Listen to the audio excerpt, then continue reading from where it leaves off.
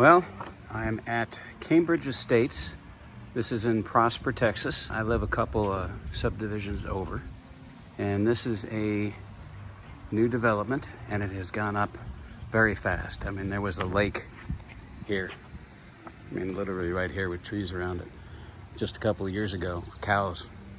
And you can see that it's almost all filled up on phase one. This is Bellecrest with media. This is 1630 Yale Lane, and it's 14 square feet, 5 bedroom, 4 bath, 3 car garage, 2 story. I'll go over the specials in just a minute. Now, if you watched my video on the neighborhood Edgewater Creek, I think it was called, that was also First Texas Homes. That was in Salina with Prosper ISD. And that's about 15, 20 minutes from here. And those were about 600,000. And this one is 1,060,000. You'll be able to see with the same builder what the difference is in terms of what you get, besides the fact that this is much larger. Lots of windows in the front. I like this wood. And it looks like engineered wood, which means that it's real wood on top. It's a veneer. If it ever went bad, you'd have to replace the physical plank rather than being able to refinish it or resurface it. Full-size washer dryer. This is the 2-car garage, and you can see that that's an insulated door. Chances are, though, is that the ceiling and the walls would not be insulated.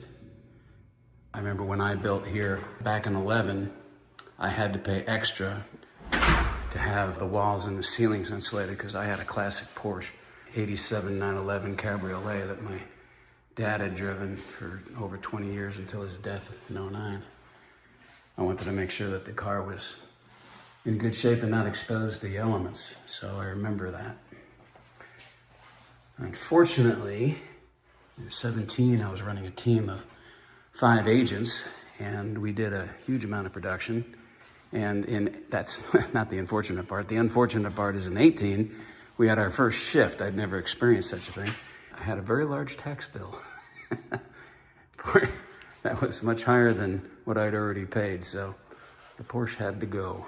But to be honest with you, it was a ticking time bomb. I spent probably $25,000 fixing that car over 9 years that I owned it.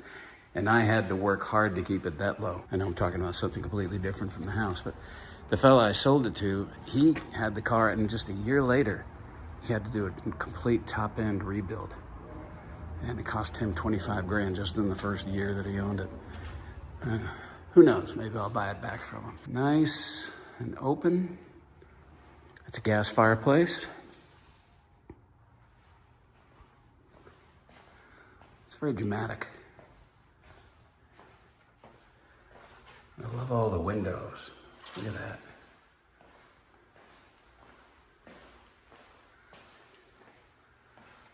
Big master bath.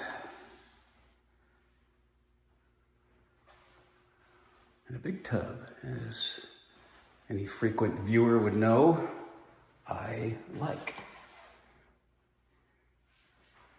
And that's a jacuzzi tub too. The closet is probably the only weak spot in this house. I mean, for a master, it's not huge. It's good. I mean, it's well laid out with double rods and everything. But you would expect in a house this big, they would have made a bigger closet. Let's take a look upstairs. So there's 1 bedroom downstairs and 4 upstairs and a media room. And 1 bedroom's kind of odd laid out. I'll show it to you. You know how, again, if you've watched a lot of my videos, I like either a big window or multiple windows in a bedroom. This one's got a decent size, so there's a fair amount of light in here. Good sized closet. And I'll show you what I'm talking about when I find it. Here's the half bath, full bath. Jack and Jill, I don't know if that's technically a Jack and Jill. It's shared between the bedrooms, but it's also shared with the people that are upstairs, as they have access from the hall. Oh, and here is the media room. Could be a fridge, wine cooler, pre-wired for 2 in the front and 2 in the back.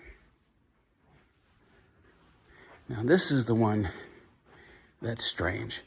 A small window in the bedroom, but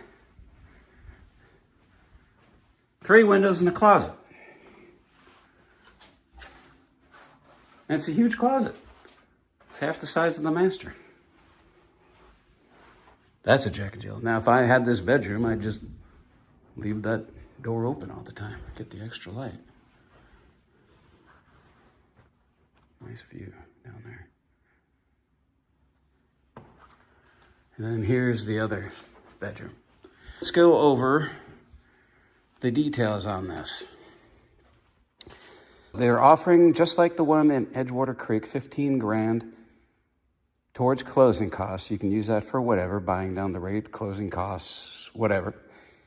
Then there's $3,000 Nebraska Furniture Mart card that you get after closing. Cannot be used for anything in the sale. It's only afterwards. And then what they're offering for rates is, I guess they're calling it a 2-1 buy down. Year 1 is 5.49, year 2 6.49, final rate is 7.49. And you have to use their lender in order to get that 15 grand. I know a lot of people are talking that rates are going to go back down again. It's just a question of when. Well, I don't think so. I think that the Fed has done what it can to lower rates, and it can no longer lower the rates. And the reason is that the dollar's losing its reserve currency status. And that's how they're able to get away with selling our bonds all the time. We're the reserve currency. The dollar's in heavy demand, and people see the dollar as a safe haven, so they buy our bonds. Well, the problem is now, is because of what's happened with these sanctions in Russia, now they're not only froze Russia's assets, but now they're going to be taking Russia's assets. And this has a profoundly deep meaning. What it means is that other countries can no longer trust the dollar to be a safe haven for their assets. Because if, for whatever reason, the U.S. government deems them an enemy, they can just go ahead and take their assets. And what is happening is that countries are quickly abandoning the dollar as a way to transact business between countries. So, for example, Russia, I think what they had said was just 2 years ago, they were doing 70% of their foreign transactions in US dollars. Now that is down to something like 28%. And Russia is not a small country. I know land-wise it's huge, but in terms of GDP, if you go by purchasing power parity, which is where they compare a basket of goods and how much it costs in one country to another country, GDP is now 4th after China, US, India. Russia's now bigger than Germany, Japan in terms of GDP, and it's growing fast despite all our sanctions. In fact, frankly, it's growing fast because of the sanctions, because they've just finally given up on trying to do business with the West. Not only are countries like Russia abandoning the dollar as the reserve currency, but other countries along with them, all the BRICS countries, India, China, South Africa, all the countries that are joining into that BRICS alliance, which now makes up a greater percentage of the world's economy than the G7 by over 10%. I think it's like 47%, and it's growing quickly versus I think it's 32 or 34% for the G7. All of these countries are starting to give up on the dollar as a reserve currency. This is a long-winded explanation, but the point is that because they're giving up on the dollar as the reserve currency, the Fed, who needs to sell bonds in order to finance debt, then they're not going to be able to sell the bonds at cheaper interest rates. They're going to have to make the interest rates higher in order to make it attractive. By the way, these are 8-foot fences. There's no way that I see that the Fed is going to be able to lower the rates again, because if they're going to be able to sell the debt, they have to keep the rates higher. That's my personal opinion. I think that 2 or 3 years from now, you're going to be looking back at 7% going, gosh, I wish I could have gotten that. If I were you, what I would probably do is, instead of trying to buy down a rate temporarily, I would buy down the rate permanently. So I'd forget this buy down, and I would go for a fixed term rate for as low as you can get. If you can buy down the rate to in the 5s or the 6s, you're better off. You're going to save quite a bit of money. I mean, look at the difference in payment just between 2%. At 5.49, you're at 4,200. At 7.49, you're almost $1,000 more. If you could spend 50 grand and get the rate down to here, you can see that it won't take that long, maybe 4 years, to pay that back. And if you're gonna be there longer than 4 years, then you're doing far better. That's my story, and I'm sticking to it. That's the house, and I'll video probably another house or two over in this neighborhood. That's it, pretty.